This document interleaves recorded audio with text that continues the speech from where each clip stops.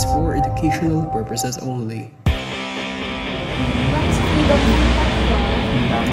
Oo. Nag-comment pa nga siya eh. Amanda! Handa na ba kayong lahat? Handa na ba kayo? Sa loob ng pintuan na ito, hindi lang mga bagay ang makikita niyo, kundi mga kwentong bubukasin ng mga imahinasyon. Bawat kwento ay naghihintay mabuhay. Bawat silid ay may nagtatago na digid. Pero tandaan, hindi lahat ng naririnig ay kwento lang. Minsan, bahagi kayo ng kasaysayan. Ha? Ano raw? Sir, ano nga po gagawin namin? Simple lang. Buksan lang inyong mga mata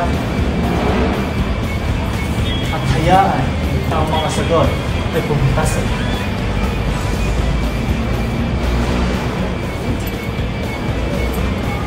Tara na sa Ilocos Norte.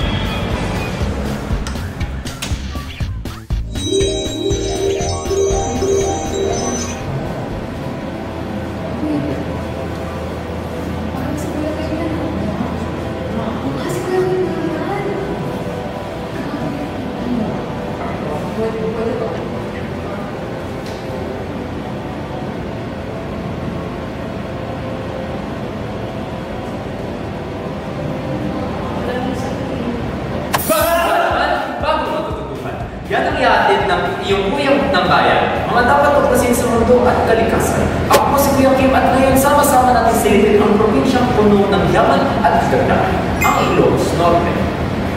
Alam niyo ba, ang Ilocos Norte ay matatagpuan sa pinakadulong bahagi ng rehiyong Ilocos, 463 kilometro sa hilagang kanluran ng Metro Manila. Napapalibutan dito ng Cagayan sa hilagang Silangan, Apayao sa Silangan, Abra sa Timog Silangan, at Ilocos Sur sa Timog Kanluran. Ang klima naman sa Ilocos Norte ay simple lang. Dalawa lang ang panahon. Tag-ulan mula Nobyembre hanggang Abril at tag-ulan mula Mayo hanggang Oktubre. Ang temperatura naman ay karaniwang nasa 23 hanggang 30 degrees Celsius, presko pero mainit. Pero syempre, pupunta pa lang tayo sa nakatutuwang bahagi. Ang Ilocos Norte ay binubuo ng malawak na tandiman ng balay at matatarik na punto. Ang silangang bahagi ng Sierra Madre, samantalang ang kanlurang bahagi ay mababa pero maburol. Ang kabisera nito ay Lawagsi, ang sentro ng probinsya kung saan makikita ang hanang ng kasaysayan at modernong pamumuhay. Tamang-tama ang destinasyon na ito para sa mga mahihilig maglakbay at kilalanin ang ganda ng ating kapaligiran. Mga kaibigan, ang Ilocos Norte ay hindi lang geografiya at datos. Isa itong probinsya na mayaman sa kultura, likas na yaman at mga tanawin na dapat tukusin. Ako po si Kuya Kim, ang inyong kuya ng bayan. Diba? Ang galing. Ito kaya? Ano to? Saan? Ah, ito na natin.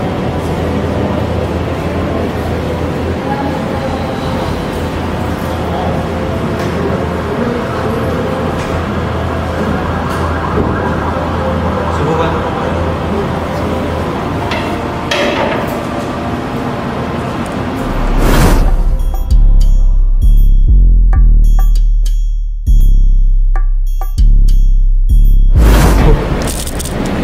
Balete, mga kumakalit ka rin. Napunta ako sa ibang... Tingin ba? Tingin ako. Wala naman kami narinig.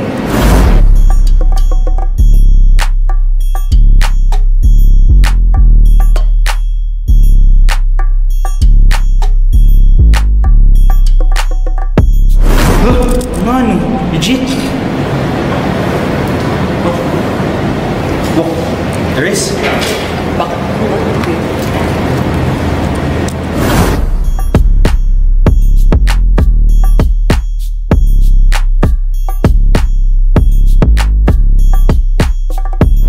Umehon na.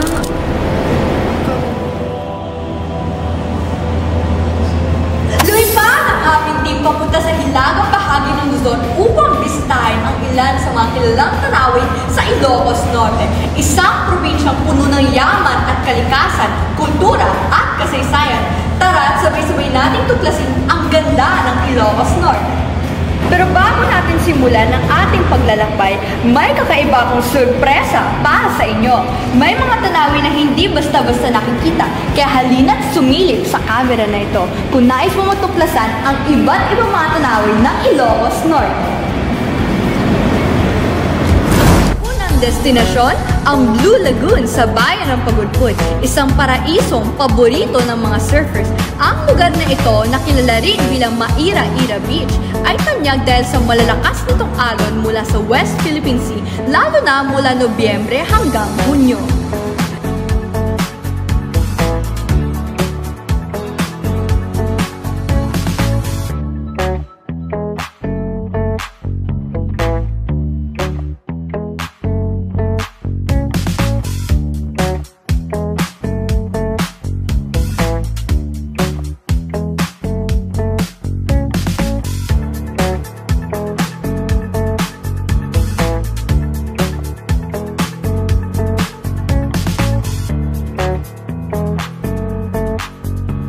Susunod naman, ang La Paz Sand Dunes sa Lawag City, isang maladisyertong lugar na may lawak na 85 square kilometers. Ito ay itinalaga bilang isa sa mga National Geological Monuments ng Pilipinas noong 1993.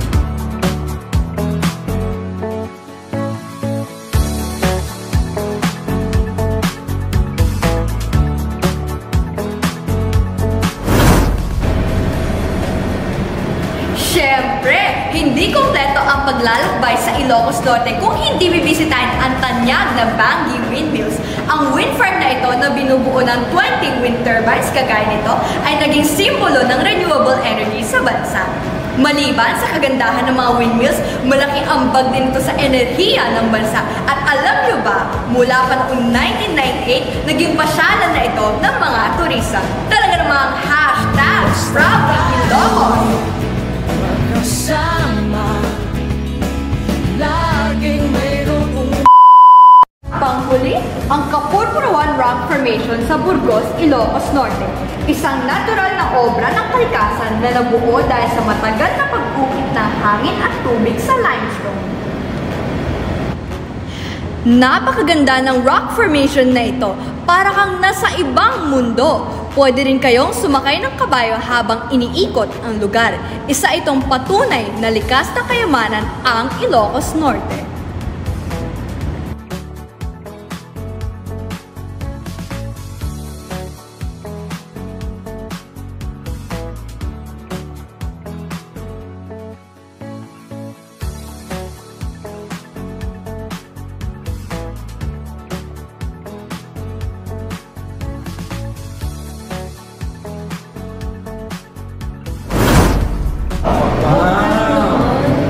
Mga bata, ang nakita nyo ay bahagi pa lamang ng yaman at ganda ng Ilocos Norte. Sa likod ng bawat tanawin, may kwento ng kasaysayan, kalikasan, at ng mga taong nagmamahal sa kanilang bayan. Tapos na po ba? Parang ang dami na hindi pa namin nakita. Hindi pa ito ang katapusan. Sa labas ng kwartong ito, naghihintay ang mas malalim na kwento. Kung gusto nyo na mas maintindihan ang mga tanawin at kasaysayan, handa na ba kayong sumisid sa mas malalim na paglalakbay? Paano po yun? Ano ang susunod na gagawin namin?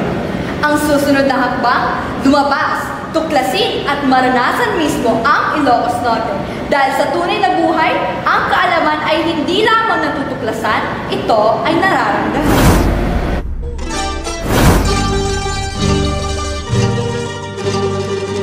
Magandang araw sa inyong lahat. Muli na naman nagbabalik ang aming programa na ngayon ay hatid sa inyo ng Panlasa at Pangengal. Alam niyo ba na balibalitaan ko na sabi nila, para daw mas makilala mo ang isang tao, kinakailangan na alam mo ang wika niya para alam mo kung paano siya kakausapin. Kaya naman, hatid namin sa inyo ay balagtasan na binubuo ng dalawang kalahok. Ang isa ay mula sa Katagalugan at isa naman ay pinanganak sa Ilocos Norte. Ang ating kategorya ay binubuo ng 3. Pagkain, tanawin, at syempre hindi pa huhuli ang kanilang mga awitin. Pero bago magsimula ang lahat, tara, samahan niyo ako at kilalanin ang ating mga kalahok. Kasama ko na ngayon ang ating mga kalahok. Sa aking kaliwa ang isang masigasig na mambabalagtas na mula sa mayamang kultura ng Katagalugan. Salamat. Nandirito ako upang ipakita ang lakas at talino ng Katagalugan. At syempre, magpapatalo ba ang ating pangalawang mambabalagtas na ipapakita ang husay at tibay ng wika ng Ilocos Norte? Agyamana, di ay lengguwahe mi nga Ilocano. Na may mayat iti bukod nga kultura. Isang mahusay na pagpapakilala. Kaya naman simulan na natin ang nag-iinit na balagdasan. Para sa unang katanungan, ano nga pa ang mas masarap? Pinakbet o sinigang? Seryoso ba itong tanong na ito? Siyempre, ang sinigang. Ang baboy na sahog at maasim na sabaw. Para mo naman sa pinakbet, itsura pa lang hindi na nakakatakam. Pinakbet ket simbolo ng ngipin. Ken naimas ken na sustansya. Ngayon nalaman natin ang panig ng dalawang kalahok. Alamin naman natin kung ano nga ba talaga ang mas magandang mga tanawin. Sa Katagalugan ba o sa Ilocos Norte? At ang ating mga kalahok ay naghanda ng kanilang script upang mas masabi nila ng maluwag at matibay ang kanilang mga saloob. Handa na ba kayo? Umpisahan nyo na. Tinatanong pa ba yan? Sentro ng kultura at kasaysayan ang Katagalugan, mula sa mga syudad ng Maynila hanggang sa malalamig na pasyalan sa Tagaytay. Maliban dito, madaling maparoroot pa rito sapagkat sagana sa modernisasyon ang transportasyon dito. Saan ka pa? Ilocos? Mukha namang disyerto dyan. Ti Ilocos ket Bayagon. Kasla paraiso iti pagilda. Manrugi di ay bigat, bangwin-win. Ken pagudpud ang paraiso. Iihit iti bayta. Mahusay! Nalaman natin ang pinagkaiba ng transportasyon, ng klima at mga tanawin. Pero syempre, para sa mga tatlong paksa, ano nga ba mas magandang mga awitin? Sa Katagalugan pa rin ba o sa Ilocos Norte? Tara magkantahan na tayo at basahin nyo lang yung mga hinandang script para sa porsyon na ito. Ti Ilocano saan na ang mga folk songs ti may pakitaan. Ti pamulinawan kat sumisimbolo. Ti kultura kan panagbalasang kita. Ti Tagalog kat nagbalin nga mainstream. Yung awan ko galyana nasayaan. Ang Katagalugan ay pinagmulan ng mga orihinal na kanta ng mga Pilipino. Mula sa anak ni Freddie Aguilar hanggang sa tadhana ng Up Dharma Down. Yung mga Ilocano, parang mga folk songs lang naman yan. Isang mahusay na balagtasan mula sa ating dalawang kalahok. Bigyan natin sila ng isang masigabong palakpakan. At para sa huling mga paalala, ating tatandaan na sa isang balagtasan, walang natatalo. Mahalaga lamang na napatutunayan ng bawat kalahok ang kanilang gustong ipaglaban. At bilang pagtatapos, bigyan nating diin at pansin na ang lalim ng wika ng mga taga-Ilocos Norte ay nakatanim hindi lamang sa kanilang mga tanawin, pagkain at awitin, kung hindi sa paraan nila ng pangangatwiran at paglalaban ng kanilang mayamang mundo. Gayunpaman, laging tatandaan na mahalin natin kung ano man ang kultura na ating nakikilala. Marahil iba to sa ating mga pinanggalingan. Dahil ang mga ito ay bumuhay ng ating pagiging Pilipino, Katagalugan man o mga Ilocano. Sa dulo, lahat tayo ay Pilipino. Sa bahagi naman ng paglalakbay na ito, narito tayo para tunghayan ang tampok na palaro ng Tiangge sa Ilocos Norte. Halina't manood tayo! Naimbag nga daw sa inyong lahat, ako po ang inyong lingkod, ang kumikinang-kinang nakatagapagpadaloy ninyong si Ate Do. Ngayong araw na ito, malugod na pagbabalik, magiliw na manonood sa ating patok na palarong palabas, Tiangge sa Ilocos Norte. Kung saan ang papakyawin ay ang tamang sagot, ang kalidad ng produkto ay abot langit at ang presyo ay bagsak sa lupa. Mga kaibigan, hayaan niyong ipakilala ko sa inyo ang mga manlalaro natin para sa araw na ito. Contestant number 1 mula sa lungsod ng Lawag, Loisy!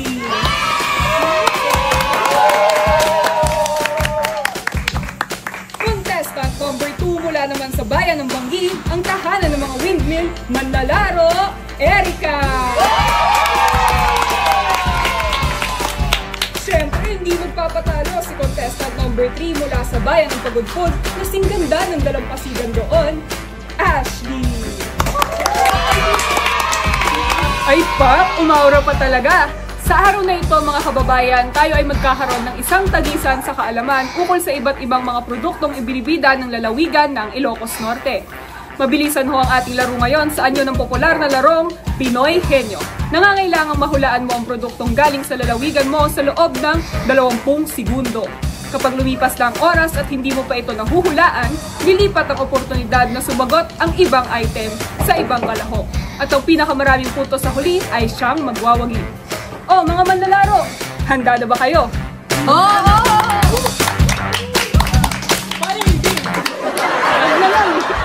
Mahusay! Ngayon, simulan na natin. Unang manlalaro mula sa lawag, Loisy Lapid.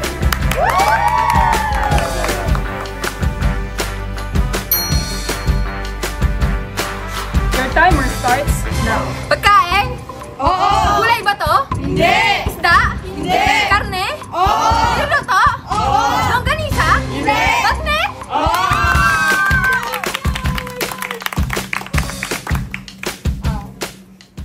Ding, ding, ding, ding.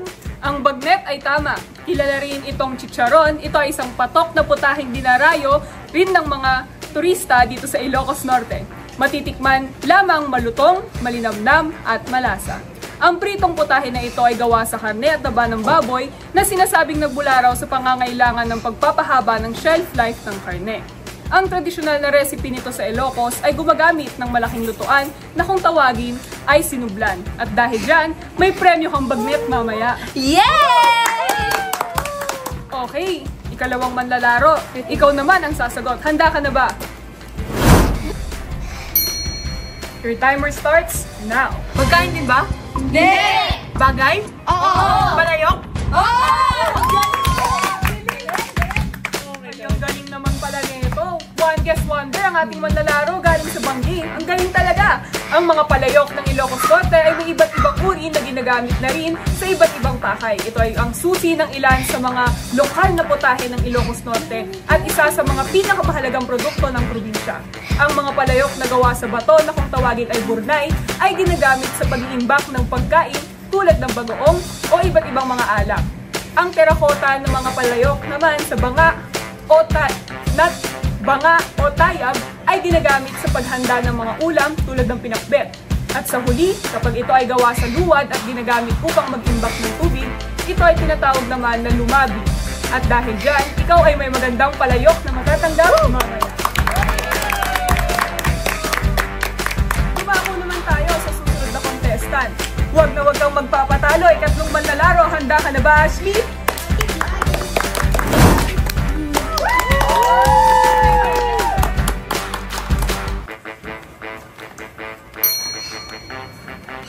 Your timer starts now. Pagkain? Hindi! Bagay? Oo! Ginagamit sa bahay? Pwede! Pwede! Ay. Oh, pwede! Pwede! Bilis! Pwede! Sinusuot ba ito? Pwede! Damit? Hindi. Ha? Pwede! Pwede! Pwede! Kaming tela? Oo! Dahil dyan, may fun fact ako sa inyo. Mahusay at nahulaan niya rin. Isa rin sa mga patok na hanap buhay at industriya sa Ilocos Norte ang paglikha ng mga habing tela. Ang produkto na ito ay kilala bilang inabel. Minsan rin ay abel o abel Iloco ang ngalan nito.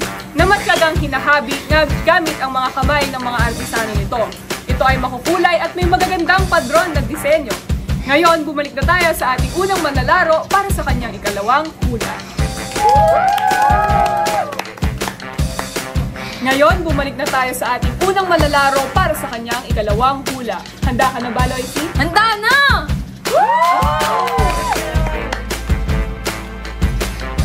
Your timer starts now. Pagkain ba ulit to? Oo! Karne? Hindi! Matamis? Oo! Pwede! Mais? Ang mais ay tama. Ito ay isa sa mga pangunahing produkto ani mula sa Ilocos Norte na masarap kainin bilang merienda o sangkap sa panghimagas. Ang probinsya ay kilala bilang isang malaking producer ng mais sa Pilipinas. At ito rin ang star ingredient ng minamahal na meriendang chichacorn. Ngayon naman, ikalawang manlalaro, pasok!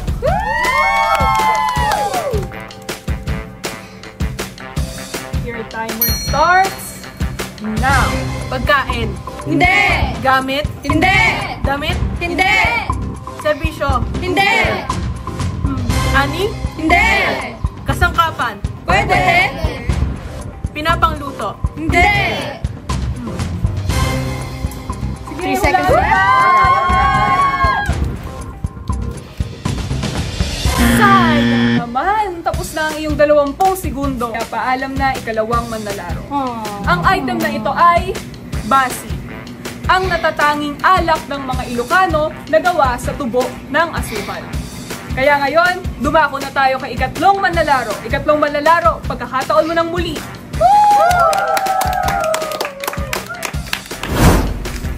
Your timer starts now. Gamit? Hindi! Pagkain? Oo! Inuulam? Oo! Longganisa? Oo! Ang galing naman! At dahil dyan, ikaw ay makakatanggap ng longganisa! Ito ay isa sa mga pinakamasarap na produkto ng Ilocos Norte na may natatanging timpla bunga ng paggamit ng mga lokal na kasangkapan katulad ng sukang Iloco at bawang galing sa lalawigan. Katulad ng bagnet, ito rin ay isa sa mga pinakatanyag na produktong karne mula sa Ilocos Norte. Mahusay kayong mga manlalaro, ngunit isa lamang ang magwawagi sa Tiangge sa Ilocos Norte. Sa huling pagkakataon na ito, ang ating dalawang manlalaro ay mag-uunahan mahulaan ang sagot sa huling katanungan. Sa huling bahagi na ito, babasahin ko sa inyo ang katanungan at ang unang tutugon ng hooray ang maaaring sumagot. Ang Ilocos Norte, partikular na ang bayan ng Banggi, ay kilala para sa produkto o tanawing ito. Ito ay nagiging pinagkukunan ng isang uri ng sustainable clean energy na kung saan ay naging tanyag na simbolo rin ng kultura ng Ilocos Norte. 3, 2, 1. Hooray! Nauna si contestant 1 sa pagpindot. At ang sagot ay Windmill! Ang windmill ay tama, Loisy. At sa kasalukuyan, may isang 25 megawatt wind farm dito sa Ilocos Norte at marami pang mga wind energy projects ay pinaplanong itaguyod dito. Bunga rin ito ng heograpikong lokasyon ng Ilocos Norte na naging kapaki-pakinabang sa pagtatag ng ganitong mga proyekto. Malugod na pagbati sa ating nagwagi, mahusay ka talaga, Loisy. At dahil dyan ay mayroon kang isang windmill na keychain.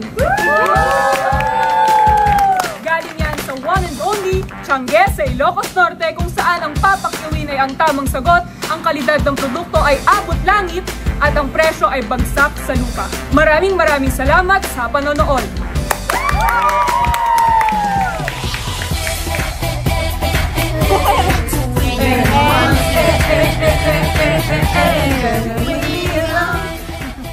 Naimbag na aldaw, oras na para sa usaping pagkain! Ako kumpleto ba ang ating pagkilala sa Ilocos Norte kung di natin matitikman ang mga pagkain na magbibigay buhay sa mayaman nilang kultura?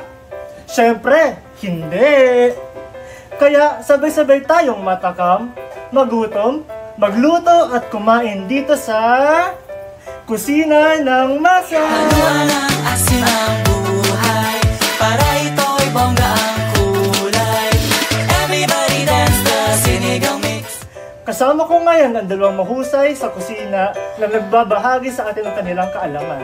Halina't kilalanin sila.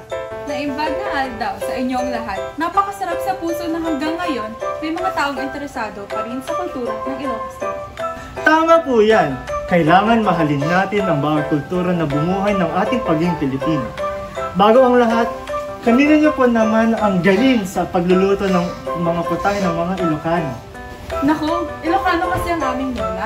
Kaya, sumasama kami kapag mayroon kaming oras kapag nagluluto siya. Siyempre, nanonood kami. Makikita namin ang mga putahe katulad nito. Totoo, naging libangan na nga namin na magluto ng magluto. Kaya naman, ngayon, tayo ay magluluto ng simple, ngunit masustansya at malinamnam na Ilocos pinakbet. Bago ang lahat, may kaunting kaalaman muna ako na ibabanggit. Nakuha ko ito sa aming lola noong kami ay nakatira pa sa Ilocos. Alam niyo ba na ang mga pinakbet ay tawag sa isang proseso para lumiit ang isang bagay o sa Ingles ay to shrink? Ngayon, iisipin ng mga iba na kapag pakbet ay puro gulay lang na halo-halo. Pero sa ngayon, hinahaluan na siya ng kung ano-ano at sigurado namang masustansya. Kaya nga't gutom na ako. Halika na't ipapakita ko ang mga sangkap para sa Ilocos Pinakbet. Tama ka riyan, sangkap pa lang nakakagutom na, kaya simulan na natin ang pagluluto. Dito muna ako sa gilid at mamaya ko na kayo samahan sa paggawa ng masarap na panghimagas. Pero sa ulam muna tayo ngayon. Sige, kami na muna dito. Ituturo ko sa ating bisita at manonood. Kailangan ba ng asim? Sinigang ng bonggang asim with sinigang mix. 3 kutsara ng mantika, 4 na bawang na dinurog, 1 luya na hiniwa ko ng maliliit, 4 na kutsara ng bagoong isda. Hindi ito kagaya ng bagoong alamang na karaniwan. At meron tayong asim, 1 pasa ng lasona o sa Ingles ay shallots, siling duwag o sili na walang anghang, at syempre hindi ba mawawala ang 3 kamote. Mayroon din ang palaya, 2 talong, at 1 kalahating tubig. Haluan ng asin ang buhay para ito'y bongga ang kulay. Magsisimula tayo sa paglalagay ng 1 kalahating kamatis. Uray inal daw nga agluto ka, di pinakbet, di kay mauma.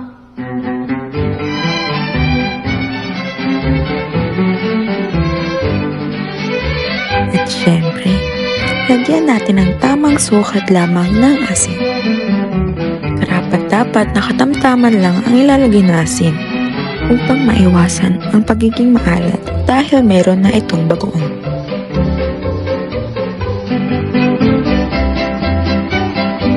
Susunod ay pigain lamang upang lumabas ang katas ng mga kamatis. Marami ang gumagamit ng kamay lamang upang palabasin ang katas ng kamatis. Ngunit nasa sa iyo na yan at pwede ka rin gumamit ng sandok, kutsara o kahit anuman ang gusto mo. At siguraduhin natin na durog ang mga ito. Pagkatapos nito, ilagay mo na ang 3 kutsara ng mantika, 4 na bawang, 1 luya, 1 lasona, at isunod mo na rin ang bagoong isda.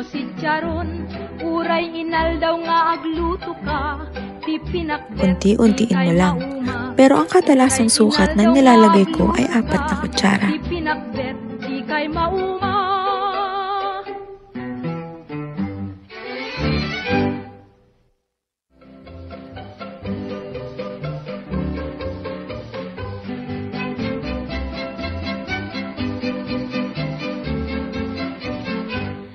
Sidsidat pagsaritaan, daytoy amok Oh, ayan na. Haluin mo lang bago mo ilagay ang bagnet. Huwag mo rin kalimutan na lagyan ng 1 kalahating tubig para hindi matuyo ang pinakbet. Pagkatapos ng mga ito, maaari mo lang ilagay ang mga gulay.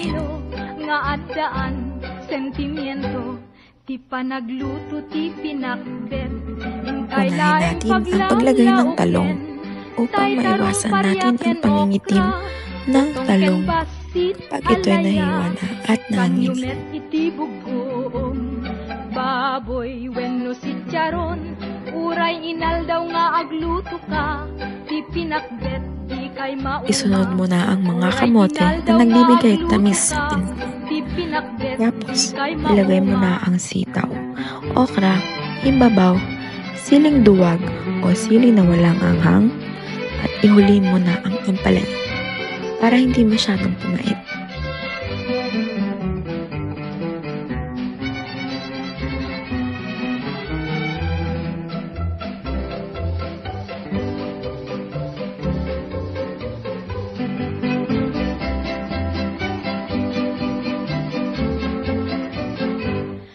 Sidsidat pagsaritaan, daytoy amok ti kaimasan. Kapag natapos mo ito, pakuluan mo lang sa malakas na apoy ng mga 8 minuto at haluin lamang upang mas maging malasa. Nga ipangan, maragsakan, uray sino. Sige, last one.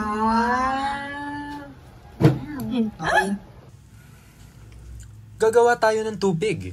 Kailangan ba ng asim? Sinigang ng bonggang asim with sinigang mix. Ilabas ang... Ito ay kakanin na kilala sa hilagang kanluran na bahagi ng Luzon, partikular na sa Ilocos, Pangasinan at Tarlac. Simulan natin sa pagdarang ng dahon ng saging sa apoy. Mag-iingat lamang sa proseso na ito at baka mapaso.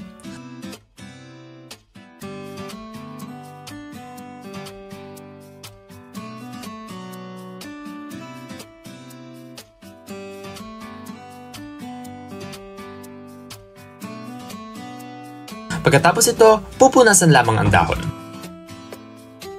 Pagsasamahin natin ang 2 tasa na kinayod ng buko, 3/4 na asukal na pula at haluin ito. Pagkatapos, lagyan natin ng malagkit na galapong, mga 2 tasa, 3/4 na coconut milk,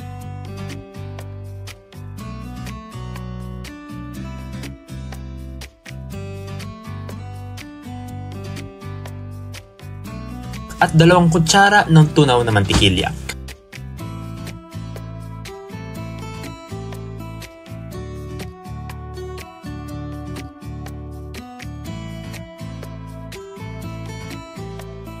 Hakuin lamang ulit ng mabuti. Pagkatapos natin magawa, kinakailangang pahiran ng mantikilya ang dahon na saging na paglalagyan natin ng tubig upang hindi ito magdikit-dikit.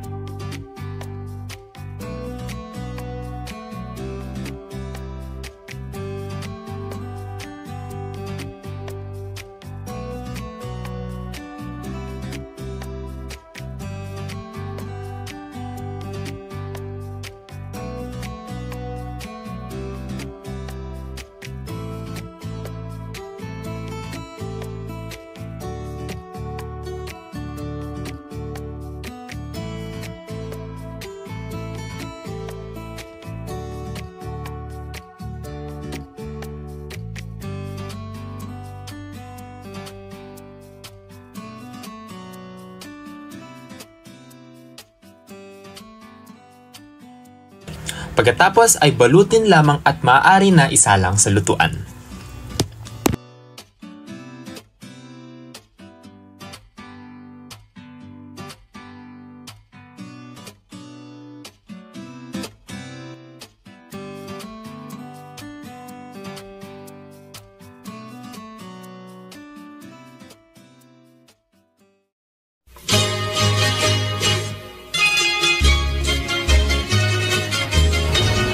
Uy din, bakit tila nababala ka? May problema ka ba? Ito naman kasi parang ilang araw na ako nag-iisip ng kanta. Kanta?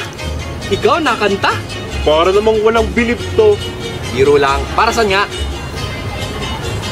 Bala ko kasing ligawan si Eva eh. Ikaw ba? May naisip ka ba? Ayun. Usapang pag-ibig. De, biro lang. Siyempre tutulungan kita dyan.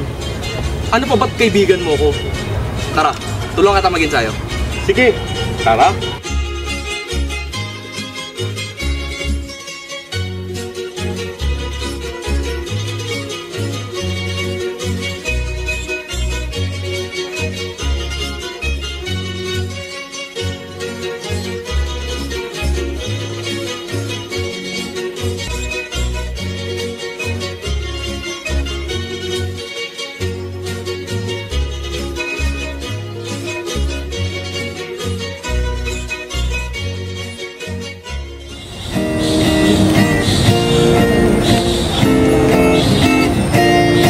Manang bitay, lukat mo man, kabintanay, kalumlumam, ng hinayin ko'y pinayawan, ay matayakon o di nakasyan. Siya sino ka? Labas-labas, dito'y hardin ko, pagay ayama. Among nga rin na balansa, sabon niliryo, di pa'y nakukray. Dengge mading tabilinan ka, taing tanto, sadya'y laguna, taing tanto, agalat manggalat, sonas pa'y ken na duwa kita. Oras na para sa usapang kapistahan. Tatlo lamang sa marami at iba't ibang kapistahan ng Ilocos Norte ang ating kikilalanin at matutunghayan ngayon. Kaya't ano pang hinihintay natin? Tara na! Una sa mga kapistahan ito ay ang Pamulinawin Festival ng Lawag City, kung saan ito ay ginaganap tuwing unang linggo ng Pebrero. At alam nyo ba, batay sa aming pananaliksik, ito ay kasunod ng kapistahang araw ni Saint William the Hermit, ang santong patron ng Lawag City. Ginaganap rin ang Dulaang Food Festival, Kalesang Festival, at syempre ang Miss Lawag Beauty Pageant. Ang Pamulinawin ay ang pangalan ng isang babae na naging inspirasyon ng pamagat ng kanta. At alam nyo ba, may mga nakilala ko ngayon na magaling na mananayaw upang ipakita sa atin ito. Tara, samahan nyo ko!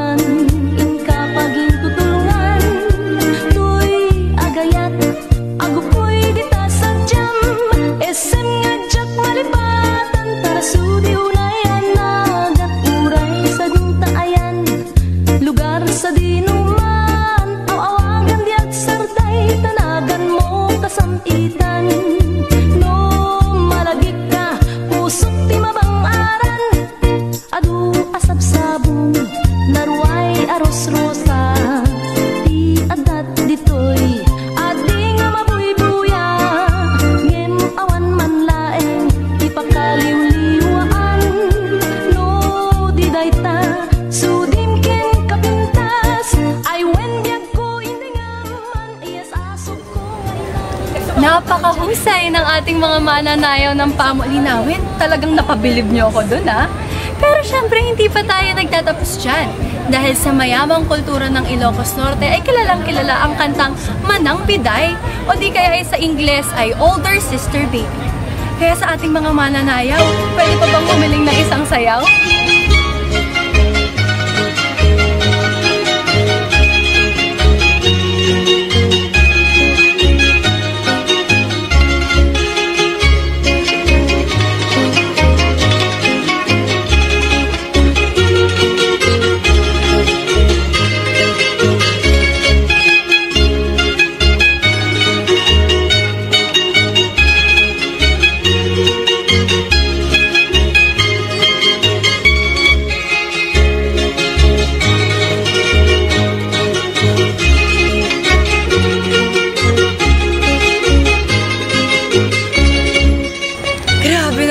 Enerhiya ng ating mananayaw. Parang ako pa ata yung pinagpawisan. Buti na lang may pamaypay ako dito.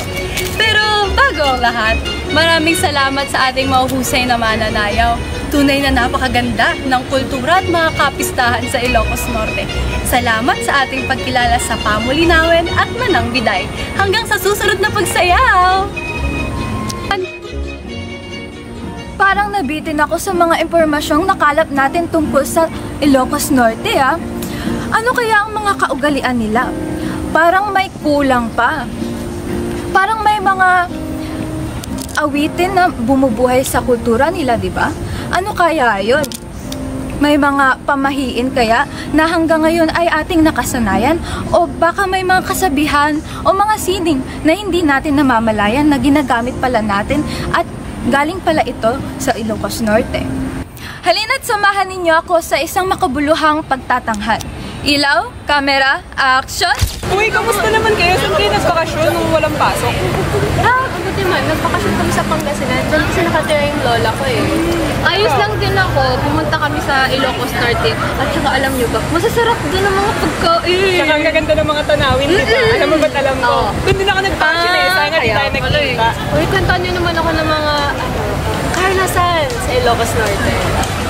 Ano ba? Alam mo, pumunta ako doon para magpahinga, pero hindi lang pahinga yung nakuha ko. Ang dami ko rin natutunan. Kasi ang daming kwento ng mga tao doon. Totoo yan. Tapos alam nyo ba, yung mga tao doon, mababait, masinop, tsaka mababait din sila sa mga bisita nila. Hospitable sila. Oo. Ay, parang gusto ko rin tuloy pumunta doon. Kasi parang, ang ganda doon, no? Kasi Kasi bukod pala sa ugalian, ano pa mga nalaman nyo sa pagpunta nyo doon? Alam mo, marami silang pamahiin. Isa sa mga pamahiin na pinwento sa akin ng lolo ko noon, yung mga patay daw, gusto nila sa mga malalamig na lugar. Kaya kadalasan, nilalagay sila doon sa mga malalamig na parte ng bahay, katulad ng sa kusina. Kasi di ba madalas yung tinatapunan ng tubig? Eh gusto daw nila yung parang naliliguan o kaya naman nalalamigan. Nung ko nang narinig yun namangha rin ako nung narinig. Oo, narinig ko. Kasi sabi din nila kapag daw, kunwari may namatayan daw sa kamag-anak, magtatahi daw sila ng puting tela, tapos ilalagay nila sa noo. Puting tela? Bakit puti? Eh kasi nagsisimula daw yung para daw yung yung namatay, pumunta daw sa, yung kaluluwa ng patay, pumunta daw sa langit. Pero alam nyo, may naalala din ako eh. May kinwento kasi yung tita ko na nung nabuntis siya, nilalagyan daw ng asin yung mga pintuan tsaka bintana. Ay, saan daw yun? Pantaboy daw ng masasamang espiritu. Grabe naman, ang dami kong natutunan sa Ilocos Norte. Ang ganda ng kultura niyo. Kaya nga, namangha ako nung narinig ko yun. Lips ka na naman, di ba? Napatagal ata kwentuhan natin. Nakatingin na si Derek, oh. Ay, hi! Oo nga. Ay, nagpas na tayo sa oras, oh. Sige, game show na. Game show na. Ang daldal ng mga karakter natin, no? Biro lang, isang kabuluhan at puno ng kaalaman ang diskurso na ating natunghayan. Tunay na ang mga Ilocano ay may mabuting puso at respeto para sa mga namayapa o sa mga buhay man. Pero sandali, hindi pa tayo tapos. Gusto nyo ba maglaro? Samahan ninyo ako sa programang Family Feud. Hello? Camera? Action! Naimbag na aldaw. Oras na para sa pinakamasayang game show sa balat ng lupa. Family Feud!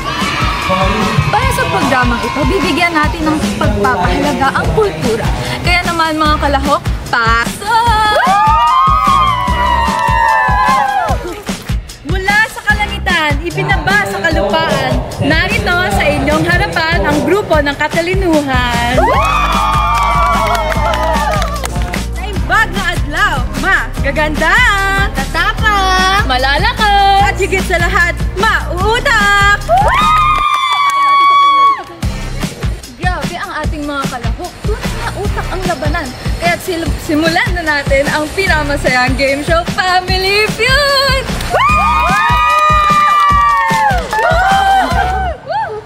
Para sa unang katanungan, kami ay kumalat ng sagot mula sa 100 tao, magbigay ng mga salawikain o kasabihan sa Ilocos Norte. Mamatay ang naghihintay, mabubuhay ang nagpapahintay. Mamatay ang naghihintay, mabubuhay ang nagpapahintay. Nariyan ba yan? Tumpak! Napakahusay. O unang kalahok, ipapasa o ilalaro? Ilalaro! Kapalaban talaga. Pangalawang kalahok, magbigay ng salawikain o kasabihan sa Ilocos Norte. Ang magaspang na kamay ay may daan ng pilak. Ang magaspang na kamay ay daan ng pilak. Anong masasabi ng survey? Pakahusay! O ipapasa o ilalaro? Walang magpapatalo, ilalaro! Yes! Ba, mga hindi nagpapatinag. Pangatlong kalahok, magbigay ng kasabihan o salawikain na galing sa Ilocos Norte. Kung gusto mong umakyat, magtiis ka sa mga gasgas. Kung gusto mo umakyat, magtiis ka sa mga gasgas. Anong magsasabi ng survey? Tumpak na naman! Palakpakan natin ang unang grupo. Magbabalik ang Family Feud. Maligayang pagbabalik dito sa pinakamasayang game show sa balat ng lupa. Para sa pangalawang bahagi ang ating programa, ito ay tinatawag na sasabihin ko, sasagutin mo. Magbibigay ako ng description at kailangan itong mahulaan ng mga kalahok. Ang unang grupo na magkakaroon ng 3 puntos ang magwawagi. Handa na ba kayo? Kaya na laban? Ang tanong! Ito ay isang epikong kwento ng mga Ilocano mula sa rehiyon ng Ilocos sa Pilipinas. Kilala ito bilang kauna-unahang epikong bayan ng Pilipinas na naitala sa nakasulat na anyo at isa sa tanging 2 epikong bayan na nakadokumento noong panahon ng kolonyalismong Espanyol sa Pilipinas, kasama ng epikong Bicolano na Handio. naniniwala ako na si Pedro Buchanan ang Makata. Naniniwala ako na ito ay isang pre-kolonyal na epikong tula, unang isinalin sa Ingles noong Setyembre 1960. Naniniwala ako na ito ay biag ni Lamang. Grabe! Miss Universe ang dating. Hindi talaga magpapahuli ang pangalawang grupo. Tama nga ba ang biag ni Lamang? Mahusay! At ito na ang huling tanong. Ito ay isang kilala na akda sa literatura ng Ilocano at isang kadalasang itunuturing ito sa mga kauna-unahang nobleng na isulat sa wikang Ilocano. Ang pamagat ay isinasalin sa Ingles bilang Mining or the Love of the Soul. Isinulat ito ng paring Agustinianong Espanyol na si Rufino Redondo noong ika-19 na siglo. Meaning, bueno, ayati karano? Ayun na nga, mukhang patas ang paglalaro natin ngayong araw. Ang iyong sagot ay... Tama! Talaga namang nag-enjoy kami sa programa na ito ngayong araw dahil sa mga energetic at sabay na kompetisyon ng ating mga kalahok. Ang kanilang sigasig at kakayahan ay nagbigay ng buhay at saya sa buong show. At doon na nga nagtatapos ang ating programa para sa araw na ito. Magkita tayo muli sa susunod na linggo. Ako nga pala si Ara Katuran at ito ang Family Feud!